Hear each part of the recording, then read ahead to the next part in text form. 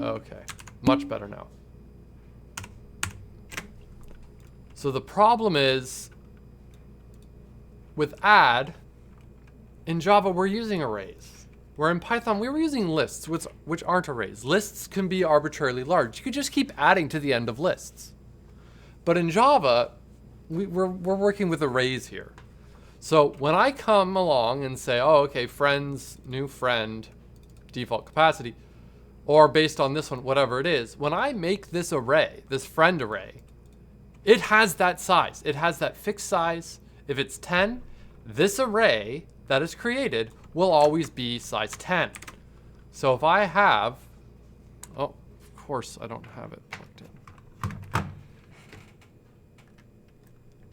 There we go. If I have,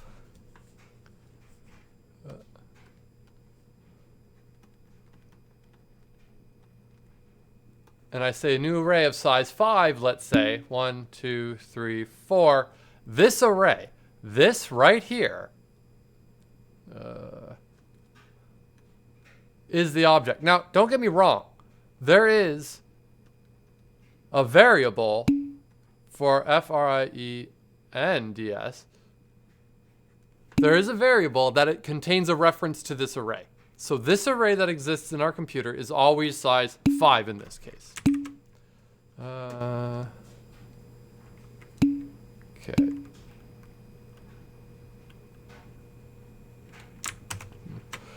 Okay. So as soon as I come along and I try to add, in this case, if I'm going and I'm adding all these people, okay, let's lower the boops. Okay, those boops are good. Probably shouldn't show that. So if I come along and I have 5 friends that I add,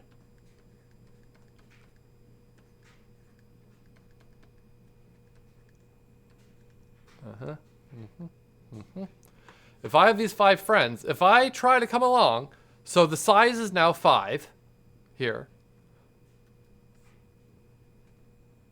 is now 5. That's supposed to be a box.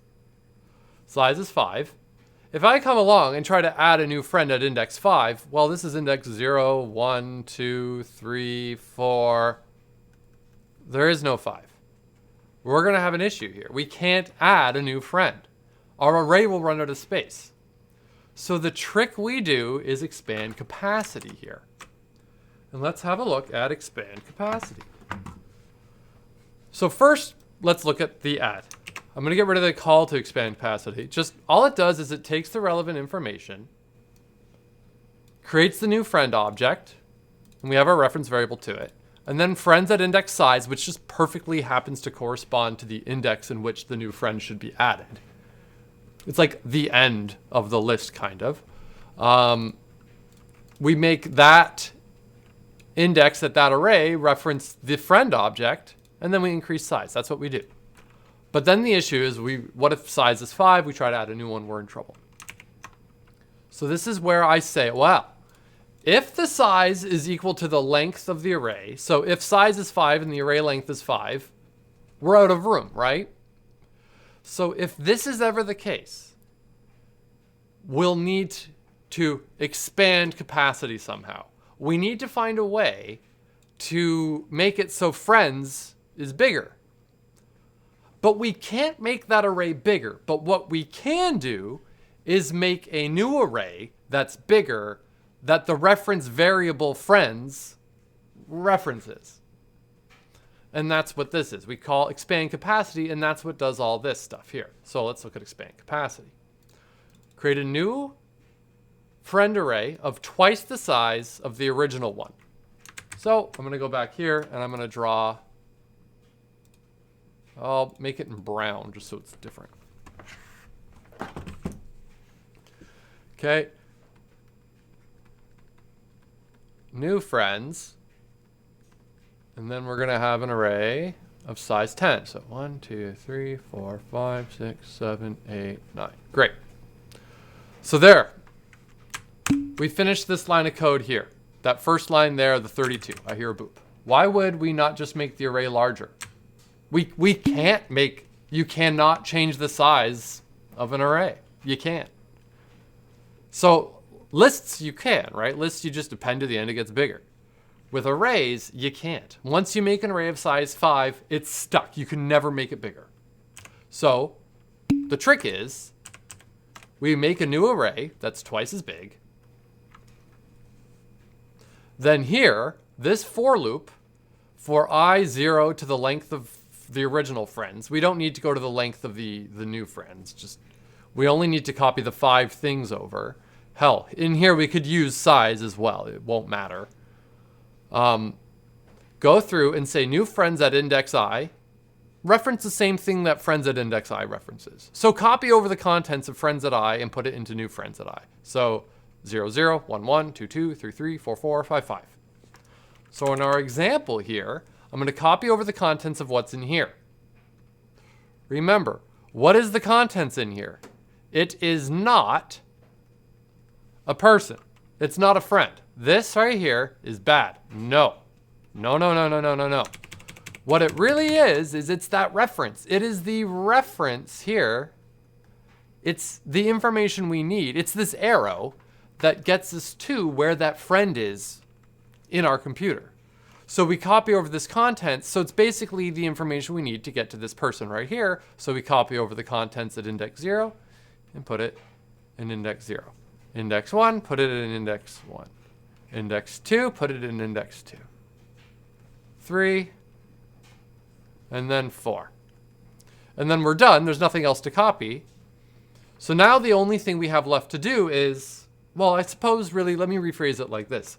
The only issue we now have is, well, great, we have this new array here, friends, but that's a problem because our friends field that belongs to this contact list class, or this instance, pardon me, of the contact list, is still referencing the old array. Well, there's a really easy solution. Just say, hey, friends, you now are going to reference new friends, that array. Remember, these are these are reference variables here. So friends was originally referencing this. So we just go, no, no, no, no, no, no. Now you reference what new friend references. Basically, we copy over the contents of what's in here, which is the information we need to get to this array, and put it in here. Copy it. We put the contents, so it references that. So now, new friends and friends, they're aliases for one another. This array, the one that friends was pointing to, has nothing referencing it anymore. Meaning there's no way we can actually have access to this array anymore. Meaning that Java's going to come along and eventually go, okay, well, this chunk of memory that was allocated for this array, it's not needed anymore. So it's as good as doesn't exist anymore. But notice that all these friends, they're good because they're still referenced by the new array. So they're all happy. Then we still have this alias, which isn't that big of a deal. But the cool thing here is, as soon as this method finishes, this variable, new friends, only exists inside this method when it's running. As soon as this method finishes, that variable, that local variable there, it disappears as well. Meaning that, well, that alias actually disappears. And there we go. So now, once we've done this, going back to add, if we run out of room and we automatically expand capacity and then carry on, we're in great shape. Everything's going to work just fine. Uh-oh, we're at capacity. All right, great. Make a new array, copy stuff over, and then just carry on as if everything's normal. If we're not at capacity, whatever, skip this and just carry on. Okay. Now, if you can change something in new friends, would it technically also change the first one? Yes, but we just don't use new friends anymore because it will eventually disappear. Because once new friends, so you're right, the alias could cause an issue, but as soon as this method finishes running, so after line 25 calls expand capacity, We get to line 37, we finish, we return, we carry on. As soon as this finishes running, it's gone. It doesn't exist anymore. Friends does, because it's a field for the whole class. Or it's a field for like an instance. I keep mixing that one up, but whatever. Now, you may notice people are like, oh no, do this. Sure, great, yeah, you can. There's a method where you can say array copy, sure. But when you see array copy, sure, you could probably figure out what that means. But when I look at this code like this, to me it's very obvious. Like, this is very self-explanatory code, right? Make a new friend, copy it over, update what the field points to, references. So any questions about that expand capacity stuff? Because it's an important concept that we're going to be using a lot. Which array is the expanded one?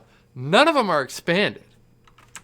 No array ever got expanded. We just created it. We are pretending it did. So the one, after this is run, friends is referencing the new array. This one down here. Where's my mouse? Come on, where is it?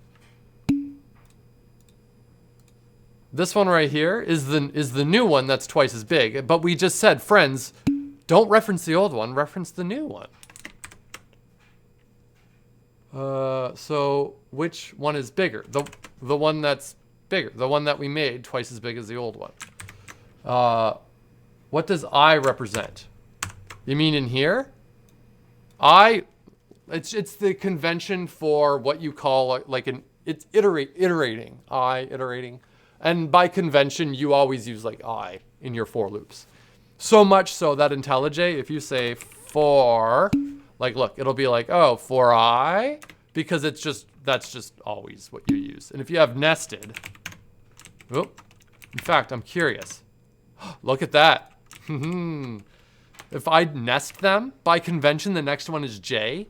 So if I actually go for I, it's actually smart enough to know J. For K, L, although I'd actually warn you against using L because ones and L's look similar, but anyways. Just a neat little point. Can make a smaller array, but that means you have to remove some people. Yeah, but we're not doing that. If we use array copy in our assignment, no, it doesn't matter. T2 question. If this only works for making bigger array, or also a smaller array? Well, yeah, we could do the same thing and make the array smaller, but yeah, Kaylin's right. We run out of room to put the new stuff in.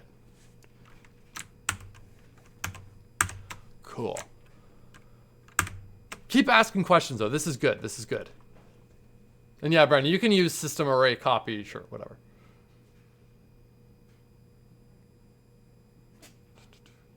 Yeah, that's like iterating I. All right. So there we go. So that's our expand capacity. Sorry, could you explain new friends equals friends again? It's a yes, you're fine.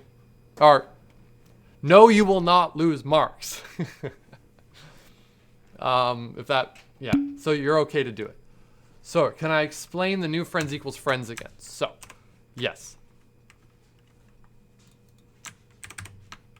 I'm going to redraw this, but I'm going to just simplify it to focus on that specific question. So if I go here, I want my, I'll have friends. And then new friends.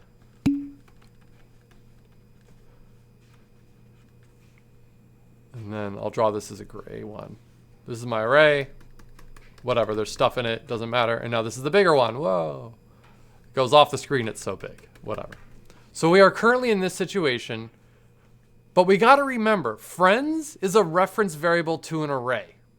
New friends is a reference variable to an array. Okay, so this is kind of like the state we're at.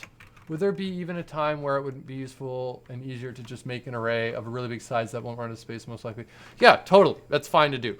But going back to Spoon's question, this is our current situation. Just say we've copied everything over that we needed to copy over. I guess I should use the color gray for that. No. So I just finished copying everything over, and I'm now on this line right here, line 36. Friends equals new friends. So what this says is take whatever value is in the variable new friends, and put it into the variable friends. So what value is in this variable? It is not an array. It is the arrow. The arrow is what I care about. The arrow pointing to this array is what I care about. So when I copy it over, I am going to get rid of this and copy over the information I need, the reference to the new bigger one. So now, friends, the contents of the variable for friends is the reference to the array, the big one. So now, although friends was pointing to the old, smaller array, now that field, friends, gets us to the new big one. Okay. I would assume the reason that is due to efficiency, more space, or... I mean, with Vincent's question, I guess it depends on how big you're going to want it to be. We will talk a little bit about amortization in a later course to talk about the computational complexity of making it really big in the first place versus not. But you totally could make it bigger. Now, when you say bigger, though, what are we talking about? Are we talking about like 1,000? Or are we talking about 10 trillion? It depends, right? How many times have you said it's a reference to something and not the thing? Hey, I'm going to repeat this forever because it's always what is in that variable. Is it a value or is it a reference to something that we care about? I mean, references are values, I suppose, but like, is it the number 7? Is it the array? No, it's not the array. It's a reference to the array. What's in that variable, that friend variable? Is it a friend object? No, it's a reference to a friend object. All things that are objects, it's a reference type. It's not the thing. It's a reference to the thing. Thank you. Yes. Tattoo that on your forehead in reverse so when you look in the mirror in the morning, you remember that. Because it's important. All right. Spoon, did that help? You got to let me know. Is a reference a name for the memory location? Yeah, that's like the word I'm using. Like it's the memory address. Well, so I don't really want to get into this because then this is going to start getting into some semantics on certain things. For our purposes, it's the information we need to get to where that friend is in memory. So yeah, it's like the memory address. So if we print it, we will get the memory address. No, Brendan, that is not the case. Because if you print it, it'll assume that you're thinking of pointers. And this is the exact problem I wanted to avoid when referring to what Doorknob was asking. When you print it, it'll automatically go to the thing that it references. In other programming languages, like in C++, we have something called a pointer, which is very similar to the references that we're using in Java, but the references that we're using in Java are automatically like dereferenced.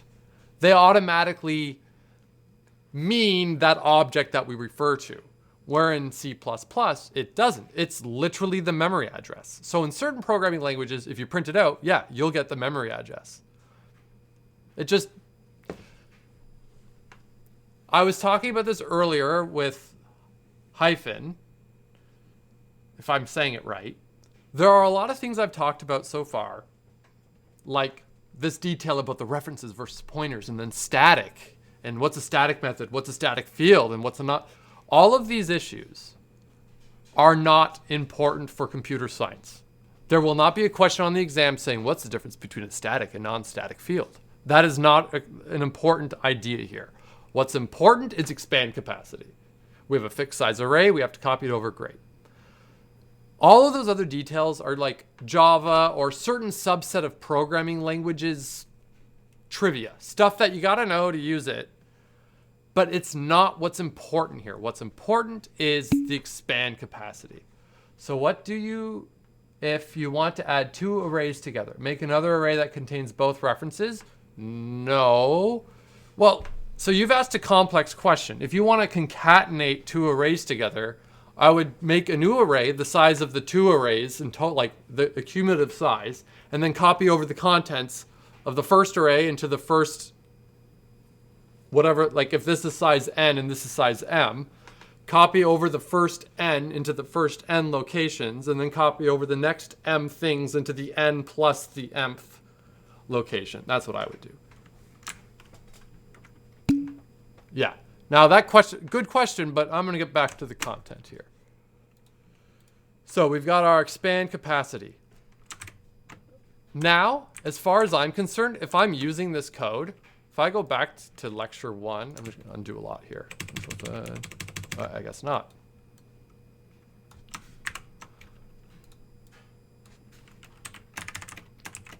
I made a contact list. It's going to be default capacity, which is size 10. But I've added 11 things, and we'll see size is 11. This code I used right here. Whoop. Like, look, I know we wrote the friend class. I know we wrote the contact list class. But let's say I didn't write it. I just came along and I wanted to add 11 people here. If I don't have this, and I hit run, we're going to crash. So that's why I have, okay, automatically expand capacity. So when I run, it works just fine. If I'm using this class, and I didn't write it, I'm just using it, this contact list class. I've added 11 things to it. Do I know that expand capacity had to run? Do I care? No. I just wanted to add something to this contact list. Do you know how the Python list worked under the hood? No. But that didn't matter. You just wanted to append to the end of it. How much you want to bet there's something very similar to this that is a part of Python's list class. This expand capacity, $5. There you go. This expand capacity, no, it's a private method because we only need to use this method inside this class. I never want anyone to be able to say, hey, a list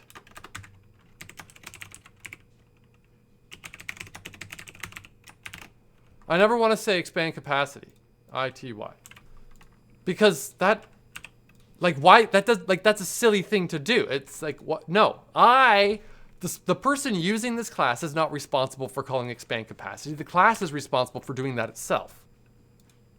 Now, there was a question someone asked about 2/3 of the way through the lecture yesterday about, like, okay, I'm still thrown with this whole public-private thing. These should be private.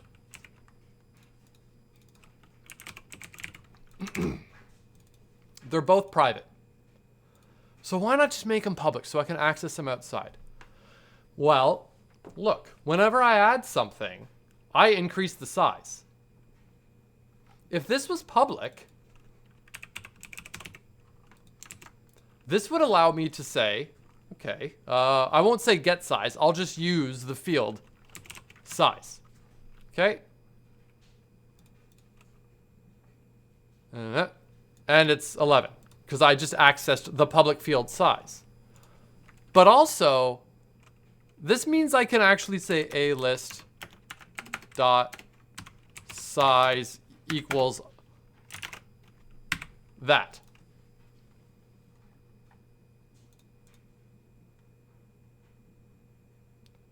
Does that make sense though? Should I be able to do that? Like, because we got a problem, because now all of a sudden my list thinks it's this big, but there's only 11 things in there. So by having restricted access, it prevents the class, it prevents the objects from being misused, which could cause serious issues here. No bueno is correct. So we leave them as private, and then we set the rules on how they can be accessed. I can get size. I cannot set size. Size only changes when you add something. I should never be able to directly access this array. Stuff like that. Okay. Is that wasting memory? Is what wasting memory? Just changing it to that big? Well, no, just because it's still just the variable. It just thinks it's that big. When I changed size, the array didn't get bigger. Just the class thought it had a lot of friends in there, even though it just wasn't there. Does the size, in this case, go from size 5 to 10 to 20 to 40? Yes, it'll always double every time. All right, okay, here's the explanation of expand capacity. So let's say we want to remove friends. All right, so here, how did I do it?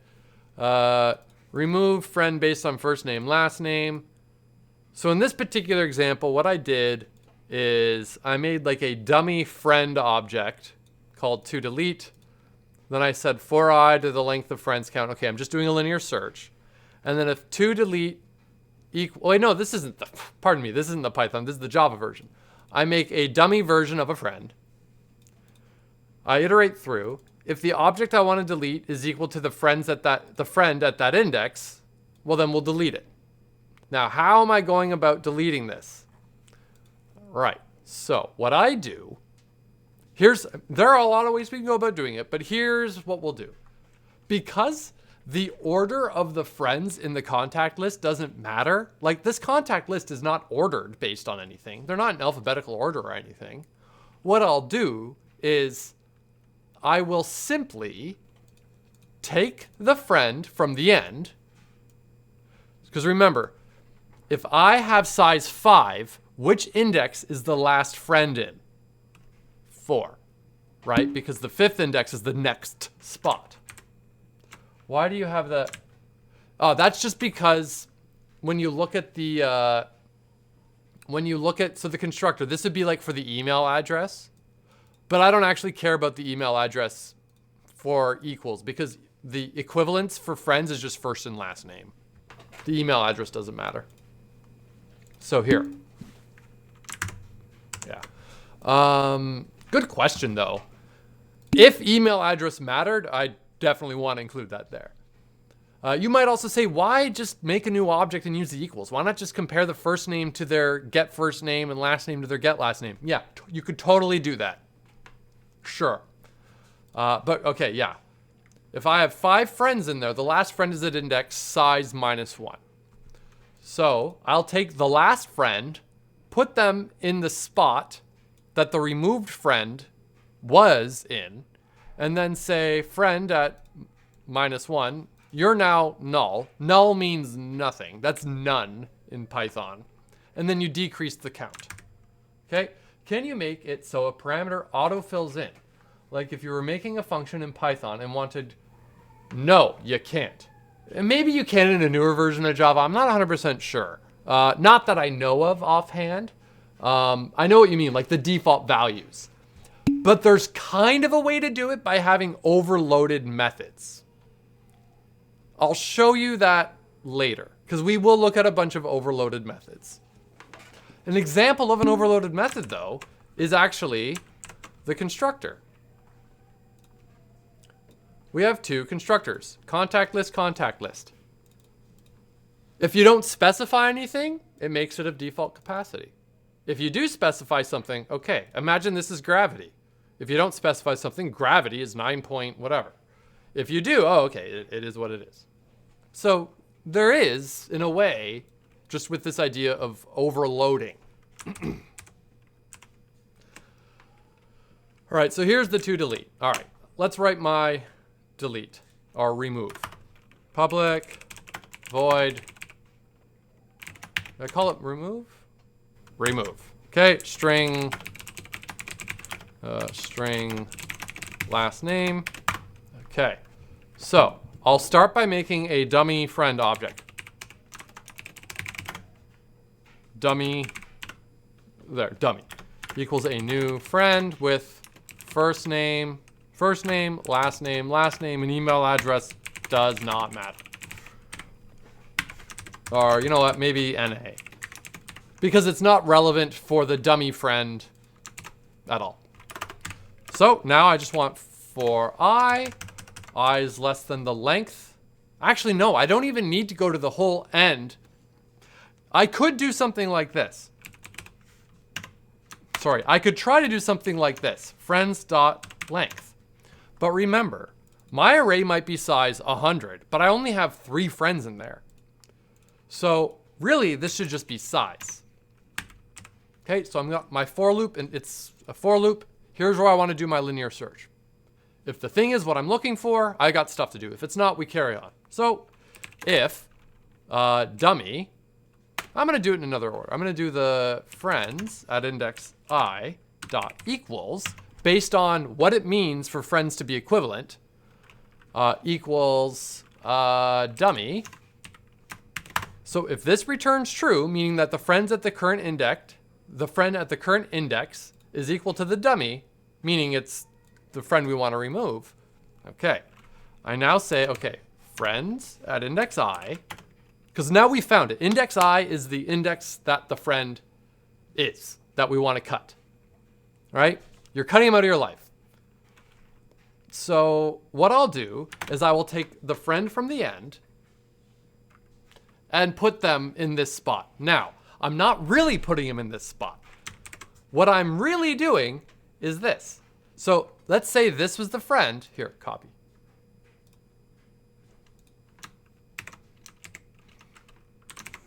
If this is the friend I'm getting rid of, it used to get us to this friend. It used to reference this friend.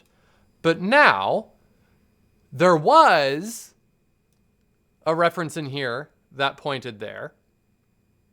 But I don't care about that anymore. I'm just going to say, okay, index I, this is the friend we're removing. Okay, just you now reference whoever was at the end. Great. So really what I could do is just go, okay, like it's not really moving, right? It's just, and now, okay, there. Wasn't that fun? So I'm just updating what was in there. I'm saying what was in there now is the reference to the friend that was at the end. It is fun, thank you. So which friend is at the end? Well, that's friends at, if friends at size is the next available spot, as a consequence of zero-based indexing, if there are 5 friends in that list, they are in index 0, 1, 2, 3, 4.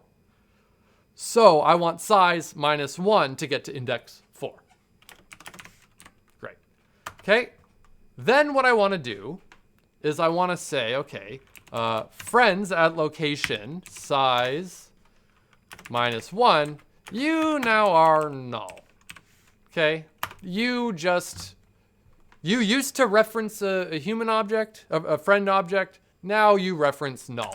Because otherwise, I would have something like this, which might not be the end of the world in our current situation. But otherwise, I might have something that's like this, where I have effectively 2 indices in this array that reference the same friend object. I mean, you might say, well, that's not that big of a deal because, I mean, here we'll decrease size to be 1, 2, 3, 4, meaning 0, 1, 2, 3 are the indices that our contact list really only thinks exists. But, you know, let's be safe and just say, nope, you're empty, you're null, you're nothing. Then, of course, size minus minus. I see a question. Are all blank spots null? If they are objects, yes. By default, they'll be null. If it's like an integer, if it's an int array, they'll default as like 0. So removing a friend changes the index of one of that's still in the list. Exactly. But this is okay only because the order of our contact list, the order of the friends in there, doesn't really matter. If it did matter, uh-oh. Only one or all the ones after? Only the one. Let me put it this way. What makes more sense? Let's say I have an array. Listen up. Here's a good thought experiment. What makes more sense? I have an array of size 1 billion. Okay? And I'm looking for a friend to remove from that list. And I just so happen to find, I look at index 0 and oh my gosh, that's the friend I want to remove. So I want to remove the friend in index 0. I have 999,999,999 friends Well, we can do that, but then we'll have a gap, Mark. We'll have a gap in our list, or in our array, which is a problem, right? So going back to the problem, I want to remove the thing at index 0 in the array. I have a billion things in that array. I'm removing the thing at index 0, meaning I have 999,999,999 friends. I'd have to shuffle down if the strategy for when removing a friend from the contact list was to take the thing in index 1 and put it in index 0. Take the thing at index 2 and put it in index 1. Take the thing at index 3 and put it take the thing at index 1 billion and put it into 999,999,999. If I have a billion things, what makes more sense? Moving those 1 billion things, or removing the one and just say, hey, the thing at the very end, we'll just reference you as the first thing now. What makes more sense? How much work is it to say, move every one down one? Yeah, reference the first thing at the end. Exactly. So there you go. Guido's right. If we want to move n things, how much work is it? Well, we got to move n things. Alternatively, versus 2 work, which is constant time. So exactly, that's exactly right. I have one gigantic array.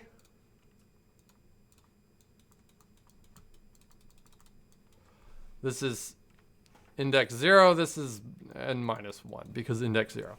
If I want to cut this guy out, I'd have to move you down there. Here, I'll change colors. I'll have to move you here, then move you there, then move you there, then move you there, then move you there, and then move you there. That's a lot of work.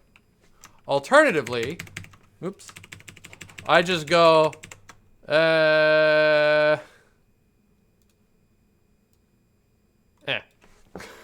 That's it. But we can do this because order does not matter. So now the guy that was at the end is now at the front. Great. But it's a heck of a lot less work than shuffling everyone down one. One person had to move instead of all of them.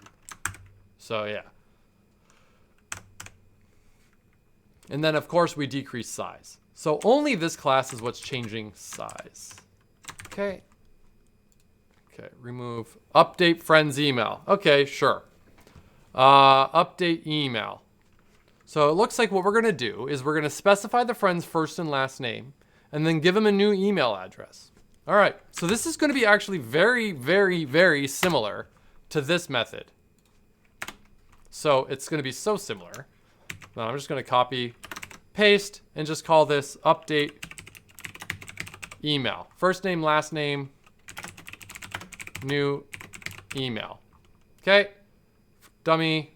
Okay, whatever, we still have our dummy. What's this? Duplicate code. What? Well, yeah, because I want the same code. So I create a dummy friend. I go through. I look for the friend. Except, of course, here, I don't want to remove any friend. I'll just say, okay. So I create the dummy friend. I iterate through. And then I check if the thing I'm looking at is equivalent to the dummy. If it is, I will say, okay, friends at index I. And if you remember, in our friend, we have a method called set email. We just say set email to new email. Great. We now have update email. This performs the linear search, and then when we find it, we just tell the friend object to update its email. How does the friend object update its email? I don't give a shit. I just tell it to and it'll do it because I assume it's going to be correct. If you're looking at this code and you're really struggling with it, what I want you to be very aware of is what's important here is, okay, we made a dummy thing to check for equivalence. Okay, cool. We're making use of the dot equals method. Okay, there's our dot equals method. This is the fancy version, but there's a simpler one in the course notes. And then if I find it, we set the email to the new email address. So the important bits are linear search, and then we're making use of another object's methods to set email and the equals. That's the important part here. If you are really having a difficult time wrapping your head around it, you're remarkably normal, but I would put money on you overthinking it. You're working way too hard because there is no more magic taking place than what it says exactly here. When in doubt, what does the code say? Okay, it's a new method that takes a first name, last name, and the new email address. We create a dummy friend. Raise your hand if you're still like, this whole dummy friend thing is weird to me though. What's the whole point of this? Okay. So, the point of the dummy friend is so I can very easily make use of the friend class's equals method. For our purposes, I could change this. I could say if friends at index i's get first name equals first name. And I'm just doing this so it fits on, so we can see it on the screen. And friends at index I get last name equals last name. I think I might have, there we go. There. So, I see some boops. I'm struggling. On the website, dummy is to update. Yeah, okay, yeah. Well, it's not matching the array. It's matching a friend at a specific index, the index that we're currently looking at based on what I is. So in this case now, I don't need dummy anymore. I'm just going through and saying, okay, if friends at index i's first name is equivalent to the first name I'm looking for, and its last name is equal to the last name I'm looking for, then we've found them. But if you go and look in the friend class, and you will see we're basically checking if first name and last name and last name. Oh, this actually checks if email is equal. Uh-oh, that's a problem. That's bad. That shouldn't be there. This right here, just by calling equals, is effectively just taking advantage that the equals exists inside the class. But for our purposes here, this too would also work. Just check if the first name of the one I'm currently looking at and what I'm looking for is the same, and the last name of what I'm currently looking at matches what I'm looking for. And then once we find it, update it. Otherwise, carry on. So we've run out of time for today. But yeah, big point is, if you're struggling, what does the code say? You're trying to move too fast. You're trying to wrap your head around something that doesn't exist. Slow down. What does the code say? The code will not lie to you. Take it one line at a time. All right.